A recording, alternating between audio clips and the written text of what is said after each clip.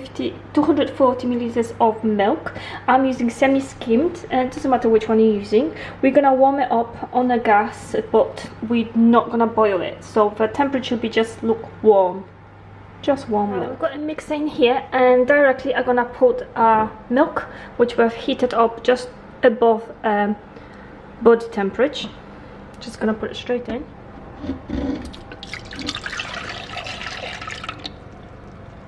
Now we're gonna add 1.5 tablespoons of yeast. Now we're gonna add 135 grams of granulated sugar. And now we're gonna add granulated sugar to our yeast and milk, and we'll leave it for about 10 minutes. It should be foamy, which means the yeast has activated.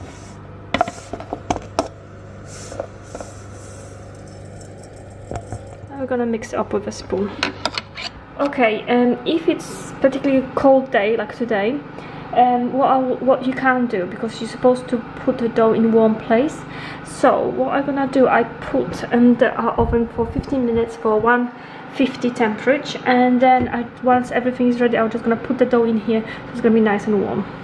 Next up, 115 grams of melted butter. 150 grams of butter, we're gonna melt it on slow. Okay, after 10 minutes, if you see your yeast looking like this, that means obviously it's activated. Can you see? It's foamy. You can smell. In the meantime, I have prepared 2 large eggs. We're gonna put them one by one. Now we need to measure 563 grams of all-purpose flour. Plain flour will be fine.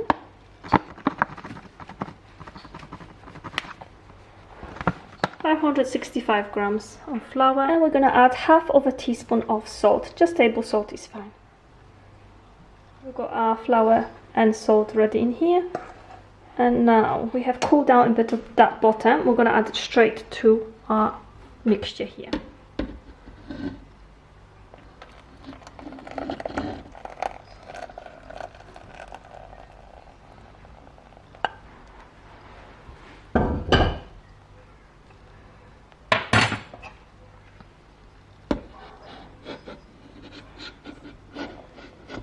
Next, we're going to add our flour. All the flour can go in, and then we're going to add 2 eggs at the end. We're using large eggs.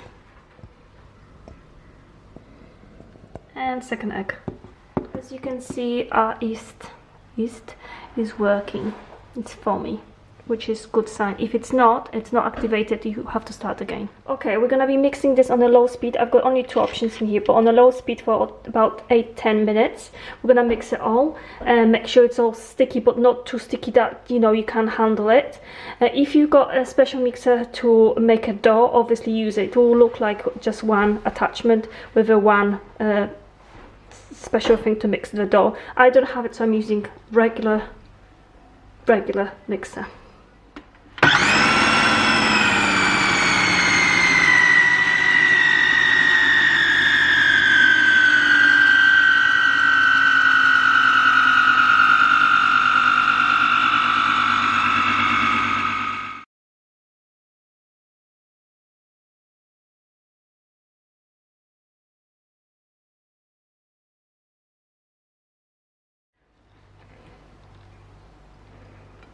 Not too much oil, simply use a paper towel and just soak a little bit out, and that's it.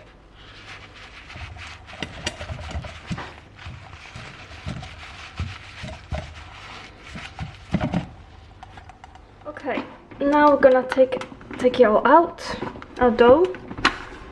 As I don't have a special mixer for dough, I'm gonna take it out and make sure it's all okay, and use a bit of flour to make sure it's right consistency. I use this and a bit of flour.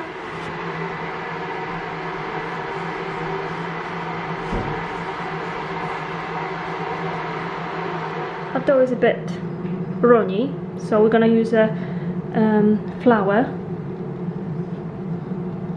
to make it right consistency. Okay, as I'm not using a mixer for a dough because I don't have one, so if someone wants to sponsor me and send me one, please do.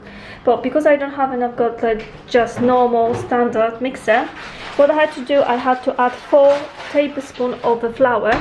Had to fold that into my dough to get this result. So it should be, your dough should be something like this.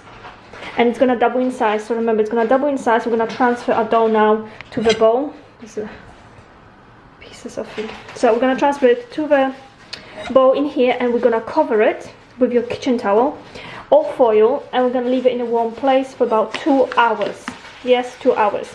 If not, and if it's cold day like today in here in England, we've got a cold rainy day, so what we'll do, we preheated the oven for 150 for about 15 minutes. We switched it off, and we're gonna throw that bowl into the oven, so it's gonna really help it rise. It was easy to transfer this dough in the bowl because it's the right consistency, so everything going to the plan so far. Okay, so we'll see. We'll continue in 2 hours time, and I will show you the dough. Okay, it's been 1 hour now, and I will show you how our dough looks like, and you might guess that it has grown, because look, it has risen all over here, which is a good sign. So, I will show you now. Sophia, I'm gonna open it for us. Has it grown? Yeah. Pull it all off, and you can put it to the bin. Growing a lot, you can tell. It's a nice dough. Here we go. Looking good, I think. Definitely, you have to agree, that's definitely grown, right? This is definitely grown, as you can see in here. So, double size for sure. We're not gonna go quickly to fill up. Okay, to Cassie. Ooh, cute. This has my name. Oh yeah, Cassie. Yes, it says Cassie. Okay, this is how our dough looks like. So it's all nice and even. You want it nice and even. And now we'll need some brown sugar.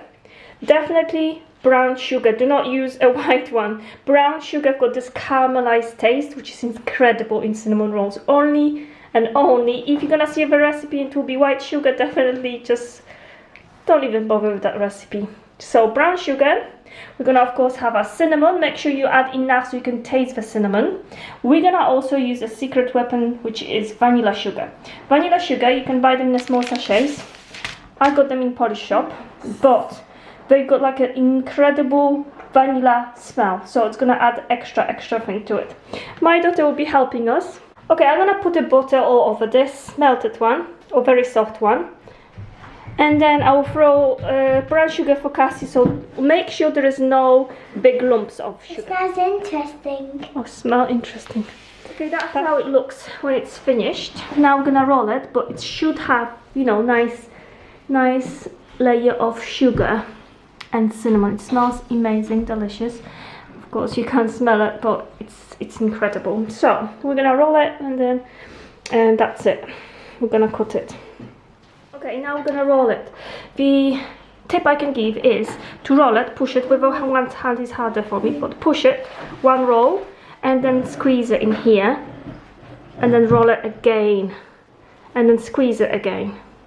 Okay, we have now finished, so that's how it looks like, and we've got prepared a baking tray. Make sure you put lots of butter all around because it's gonna be sticky. It's gonna rise a lot, so you want it nice and full of butter, basically on the sides, in the corners, and on the sides everywhere, basically. And now we're gonna try to cut it the same sizes if possible, and we're gonna put it in a baking tray. And then we have to leave it for about 1 hour and a half to rise, so it's gonna rise again. This is how it looks like inside. You can see how much sugar it should be there and how much sugar is there. For this part, you want to get a sharpest knife you've got in the house, and you want to make them equal, ideally, if you can. Like some people saying you have to measure exactly. This is stupid, in my opinion. They're all gonna end up eating because they're so delicious. So just roughly eyeball it, like I did. Okay, so just to mention that we put them in here now, and after baking, now after we put all of them in here, we're gonna cover them for about 1 hour and a half, and they're gonna expand again. And once they're gonna expand, and we'll take them after 1 hour and a half, we're gonna put them obviously in a warm place like this. We're gonna expand a little bit more, so we need space between them. So they're only 3 on one side here, in one row, and then after 1 hour and a half obviously they will expand a bit more, and then after baking obviously they will be baking for I think 45 minutes or 25. I need to check exactly how long I'm gonna be baking them for, but obviously after baking we're gonna expand again. Okay, so we want nice space. Et voila. Now we're gonna cover them with a cloth, leave it for 1 hour and a half, and they're gonna grow a bit bigger. I'm gonna be covering them with a foil because I'm gonna be putting them to the oven, which is switched off of course, but it has been warmed up to 180 I think before, because it's really cold in here. Okay, this is our cinnamon rolls after they rested for the time we left them, 1 hour and a half, and as you can see here there's no space in between them, so that's perfect, that's how it should be. Now we're gonna throw them in the oven for 25 minutes, and we're gonna bake it for in 190 in the oven, fan oven, 190 for 25. Okay, and that's our cinnamon rolls ready. We're just gonna put some icing on top. It smells, they smell incredible. I've got this caramelized sugar as well. Nothing to compare to the ready-made from the shop. Nothing. It's easy to make. Okay, our cinnamon swirl rolls are ready now. They look really good, and my daughter said that they are better than the raspberry ones, and the raspberry ones were pretty good. So hope you enjoy the recipe, and I'll see you in my next video.